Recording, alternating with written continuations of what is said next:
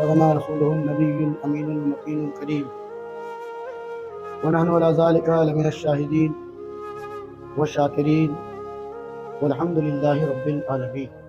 اللہ کا بے پناہ شکر احسان عظیم کہ اس نے ہم کو اور آپ کو پہلے تو رمضان جیسا مقدس مہینہ عطا فرمایا، اور صرف عطا نہیں فرمایا بلکہ اپنے انعامات کے دروازے کھول دیے۔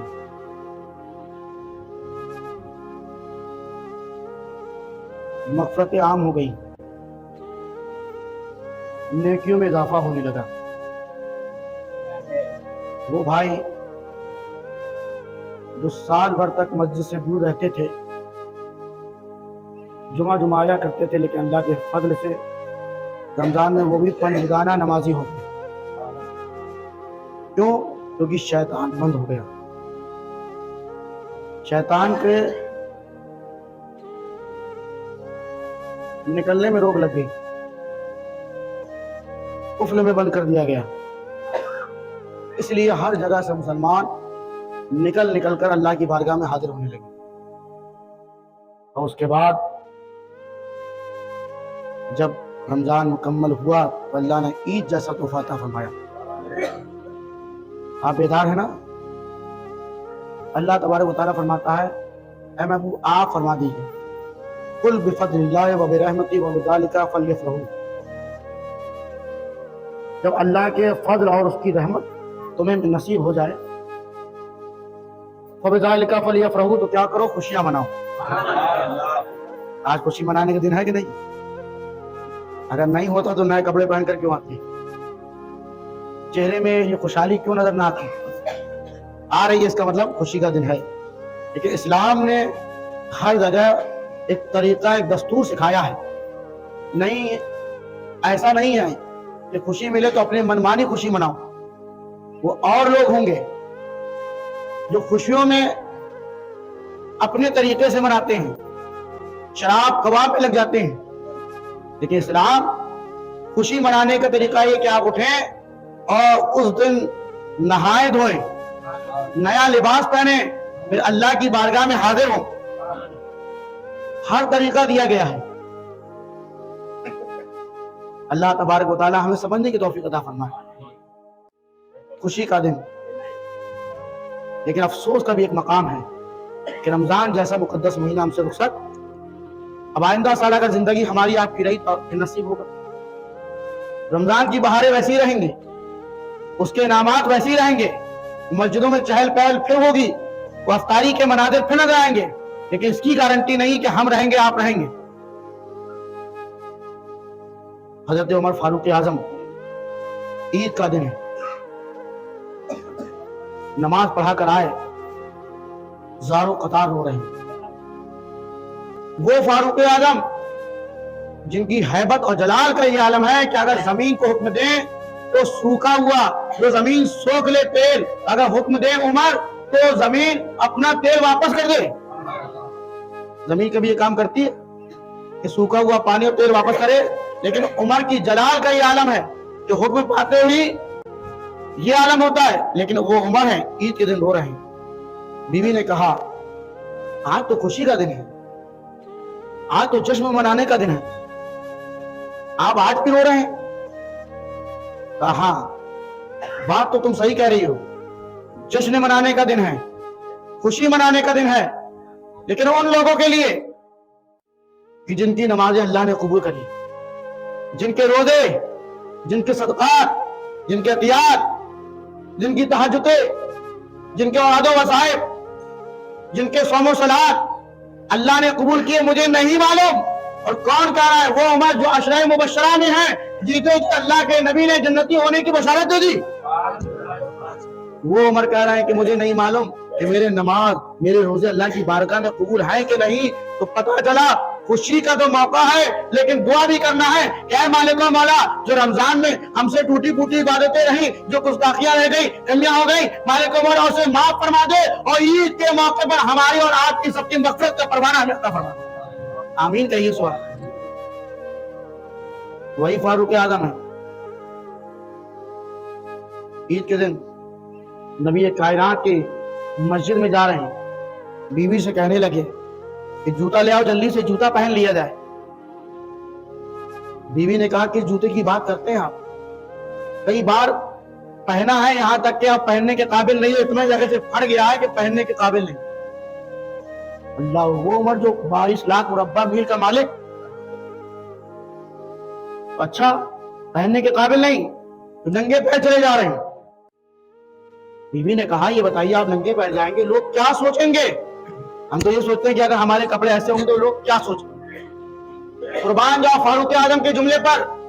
हजरत उमर फारूक आजम फरमाते हैं, तुम कहती हो लोग क्या सोचेंगे, मुझे लोगों की परवाह नहीं, मैं ये देखना चाहता हूँ, मैं ये चाहता हूँ कि लोग देखे न देखे, लोग सोचे न सोचे, मेरा रब और मेरा रसूल मेरे बारे में क्या सोचता है, मेरे लिए ये ज्यादा जरूरी है। मेरा रब क्या सोचता है मेरे बारे में, मेरा रसूल क्या सोचता है मेरे बारे में, ये मेरे लिए ज्यादा जरूरी है।